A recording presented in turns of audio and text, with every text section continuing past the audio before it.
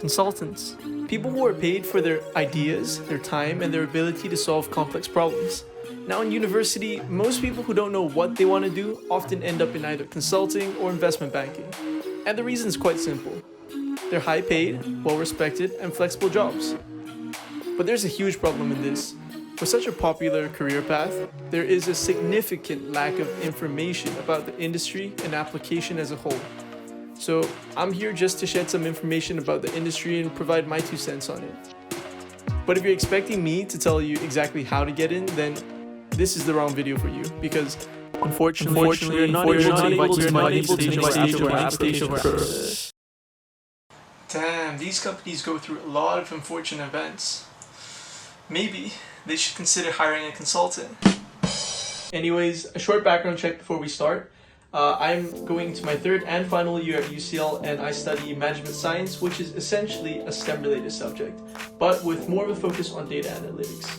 And just for reference, this video was shot on the 7th of June 2020, and I'm beginning my process again completely from scratch. So let's see what we can do. First, exploring and seeing whether consulting is really for me. I wouldn't want to spend years doing something if I'm not really interested in it. Plus, you're going to get asked this so many times in interviews and later on in life, so know why you're getting into consulting. Do yourself a favor. Next, I'll be deciding how to pick the right company for me.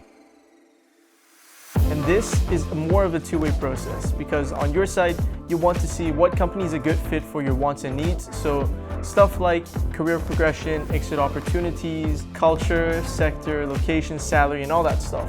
But it's also seeing what value you can provide to the company. So maybe you're good at data analytics, or you're good at negotiating with different people. Everyone has a different skill set that would fit a different job position. And finally, how do I make sure I get in these firms? Or at least try to get in. You know, this is stuff like preparing my CV, my cover letters, reaching out to different people from different firms, doing case study preps, and all that stuff. And keep in mind, this process is going to be different for all of you, but here is just my journey. So we begin. Exploring my other interests and seeing, is consulting really right for me? And I began by listing out all the different interests that I have. What do I like to do in my free time essentially? And I realized that I couldn't see myself doing any of these full time. So I got to thinking, why do I actually want to do consulting? And I wrote down a list of reasons I thought I wanted to be in the consulting industry. But I soon realized that my reasons were so weak and so vague. For example, I said that I wanted to solve complex problems under uncertainty. But I realized, so what? Almost every job out there has the same or exact job description. I could be a professional gamer or athlete performing on a world stage. Heck, I could even be an astronomer who's exploring the wider universe. Now that's really complex and uncertain. So I got to refining my reasons. I wanted to make all my arguments such that there was little to no counter arguments and try to combine them together into a coherent statement. All right, next step, thinking about how to choose the right company for me. And not gonna lie, I was pretty lost throughout this whole process because there are so many firms out there that do so many different things, consulting firms that is. So I did some further research and I found that you can roughly split these firms into categories and subcategories. On the top, there is management consulting, which essentially focuses on all sorts of organizational concerns. And beneath that, there is strategy, financial advisory, human resources, IT, operations consulting. And for me, my interests lie more within the management and strategy consulting side, so that's what I'm going to focus on. I then created an Excel file with about 50 to 100 of the top management or strategy consulting firms. So now I have 50 to 100 firms. How do I pick the right firm for me? This was essentially creating a list of my wants and my requirements in a firm. This was stuff like the salary, the job advancement opportunities, the connections, the work stress, and stuff like that.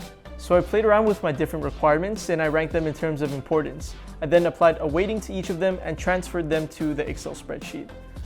Now with an Excel spreadsheet full of different firms and my criterias, I began by applying some of the more default filters such as the size or location to more easily cancel out some of the firms. Now you might think that this is a lot of work and get lazy or discouraged to do it, but just think about it, you're probably going to be doing this at least for the next 5 to 10 years of your life, so spending a few weeks on this is nothing in comparison to that. So obviously this is a long journey and I am myself still in the process of doing this. I'm trying to research one firm every 2 days for now. While doing your research, you're going to find that some of your criteria are much easier to find information on than others. For example, looking for a salary online would be simple. You just go on Glassdoor or, look on online websites. Whereas finding the exit opportunities or job advancement opportunities within a firm is much harder, and often you would have to reach out to people actually working in the firm to find out this information. Now this brings me into my next point, which is reaching out to people. You're going to find that this is much harder than you expected, especially if you don't have any connections from your friends or family. Most often you're going to try to reach out to people via LinkedIn, but just know that these people receive tens of hundreds of requests a day, and their time is probably worth about $100 to $1,000 an hour. So why would they want to spend that time and money on you? And the way I try to work my way around it is to send a more personalized approach. So I'd look into their background and their industry, their company, specialization, see if there's any common ground that I can use to, send their connection request. But even then, it's rough. For LinkedIn, at least in my experience, 9 out of 10 of the people you reach out to won't even accept your connection request. And out of the little people who actually accept it, 4 out of 5 of them won't respond to your messages. If we put this into scale, let's say you reach out to 100 people, right? 10 people would actually accept your request and 2 people would respond to your messages. If you take into account how much time you actually spend sending a personalized approach to everyone, this really hurts. And you'll likely get discouraged throughout the journey because I know I did. You spend so much time personalizing and researching the firm, and for it to have just no effect, it hurts. But all it takes is that one person to invest some time and resource into you. And if they actually see value in you, they would, connect you with other people, and this essentially starts a cycle. And that is your key into the consulting industry, or any industry for that matter.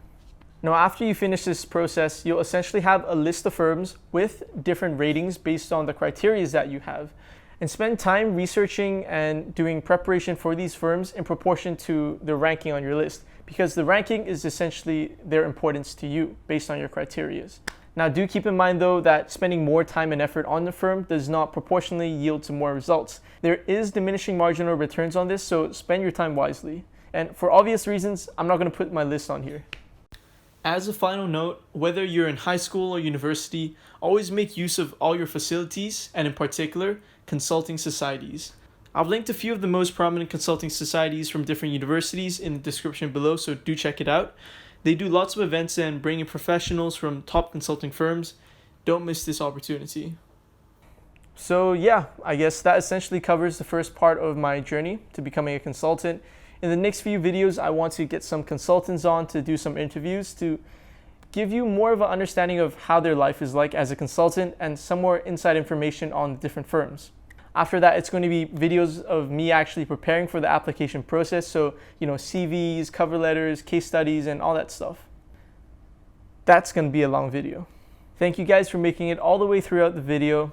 Do leave a comment below to let me know how your application has been like, and if you have any comments or feedback on mine. As always, do hit the like and subscribe button as it really helps a small channel like mine, and I'll see you guys in the next one.